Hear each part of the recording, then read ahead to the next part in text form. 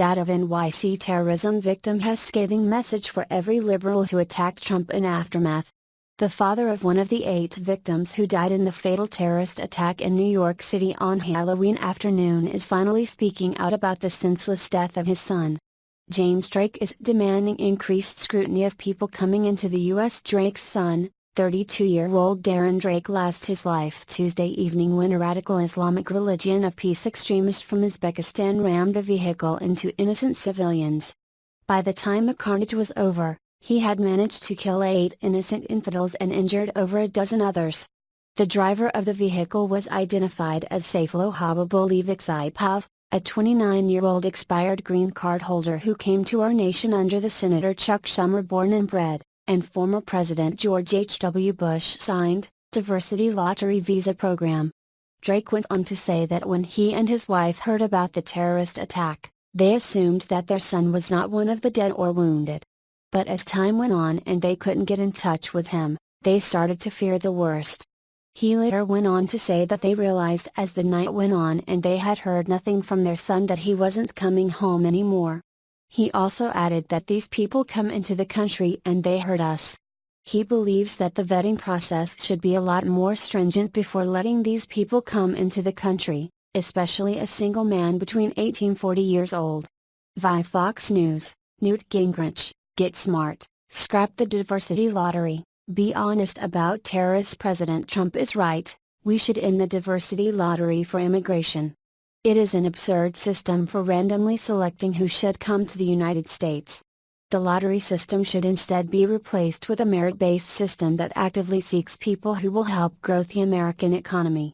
Instead of continuing liberal, politically correct immigration rules that emphasize what the left calls diversity, we need a system that focuses on an individual's merit, work and achievement. What a person can contribute to America should be more important when making immigration decisions than whether he or she fits some political science mantra of diversity. However, in light of the terrorist attacks in New York, Orlando, San Bernardino, Boston and elsewhere, closing the lottery loophole isn't enough. We need to take far more decisive steps in improving and securing our immigration system. First, we need to identify terrorists as enemy combatants. They should be thoroughly interrogated and a new law should be developed so that captured terrorists are not able to benefit from Miranda rights. As a matter of national security, we need to know who our enemies are and what threats they may pose. This overrides the legitimate principles for defending the innocent in traditional criminal cases. The Supreme Court has ruled that people who are arrested and questioned by police must be advised of their Miranda rights in order for police to use their statements as evidence.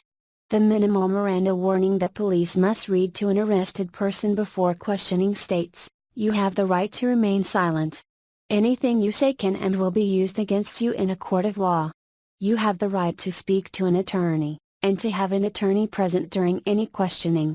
If you cannot afford a lawyer, one will be provided for you at government expense." As a matter of national security, we need to know who our enemies are and what threats they may pose. This overrides the legitimate principles for defending the innocent in traditional criminal cases. Take, for example, Tuesday's attack in New York City. 8 people were killed. 12 people were wounded, and we know who did it. We should have a system in place that enables us to aggressively push to find out what the terrorist knows, who he relates to, and what else we must do immediately to prevent future attacks. Second, while today's focus is on immigration, we have a disturbingly large number of homegrown American citizens being radicalized. We must develop a new legal framework for dealing with local and imported terrorists alike. Third, we must find out how people are radicalized in America and cut off these sources of radicalization. This might include, when necessary, monitoring and closing radical mosques that encourage violence. This means police need to be able to proactively monitor potential terrorists, recruiters, and propagandists. Prior to Mayor Bill de Blasio, New York City had one of the finest counterterrorism efforts of any city in the world. This is going to be a long war with radical Islamic supremacists. Closing the immigration lottery system immediately is an important step, but we will need to do far more than this in order to be truly safe. At the hospital, the killer, Saipov, who sadly survived the attack, revealed that he was proud of his actions, stating that he felt good about what he did. He said that he was trying to kill as many people as possible. Please share if you agree there is no need to keep importing people from areas of the world who hate us. Let it go.